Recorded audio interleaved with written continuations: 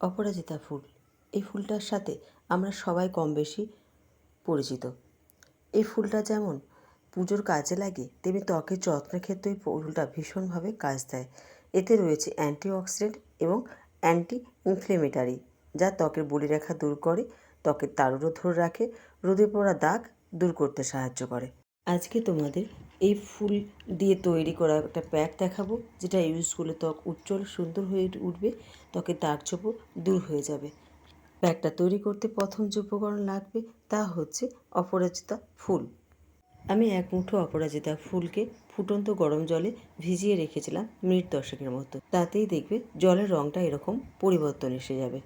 এই জলটা থেকে আমি 3 থেকে 4 চামচ জল অন্য একটা বাটিতে নিয়ে নিচ্ছি।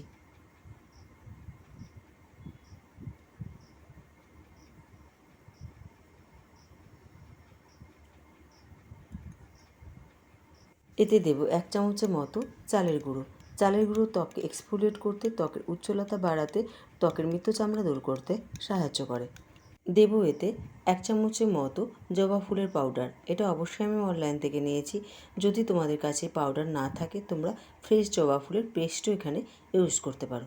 জবা ফুলও ত্বককে গভীরভাবে আর্দ্র করে, ত্বকে বলিরেখা দূর করে, ব্রণর সমস্যা দূর করতে সাহায্য করে। এছাড়া বয়সের ছাপও দূর করতে সাহায্য করে এই জবা ফুলের পাউডার। এরপর শেষে দিয়েছিলাম আমি 1 চামচের মধু।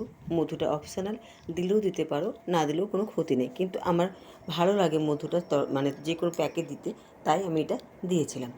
দিয়ে এটা খুব ভালো করে মিশিয়ে নিতে হবে। মুখটাকে খুব ভালো করে পরিষ্কার করে নাও। এর জন্য আমি নারকেল তেল ইউজ করেছিলাম। একটু তুলের মধ্যে নারকেল তেল দিয়ে মুখটা ভালো করে এভাবে পরিষ্কার করে নিয়েছিলাম। তোমরা এর বদলে দুধ বা গলার জলও ইউজ করতে পারো। এরপর এর উপরে আমি প্যাকটা লাগিয়ে নিয়েছিলাম।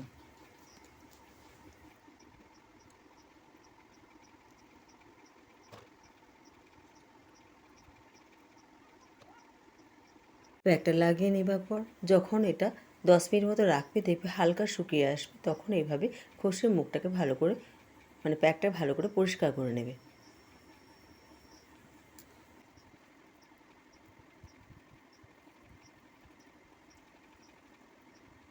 এরপর নর্মাল জল দিয়ে মুখটা ধুয়ে নিয়েছি।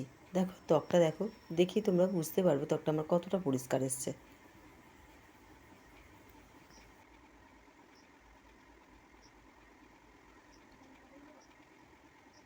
এরপর যে কোনো ময়েশ্চারাইজার ক্রিম ইউজ করো। আমি এখানে অ্যালোভেরা জেল ইউজ করছি, তোমরা এর পরিবর্তে যে কোনো ময়েশ্চারাইজার ক্রিম ইউজ করতে পারো। ফ্রেন্ডস, ভিডিওটা কেমন লাগিয়েছে জানিও। যদি ভালো লেগে থাকে তাহলে প্লিজ আমার চ্যানেলটিকে সাবস্ক্রাইব করে দিও। ভিডিওতে লাইক এবং শেয়ার করে পাশে থেকো।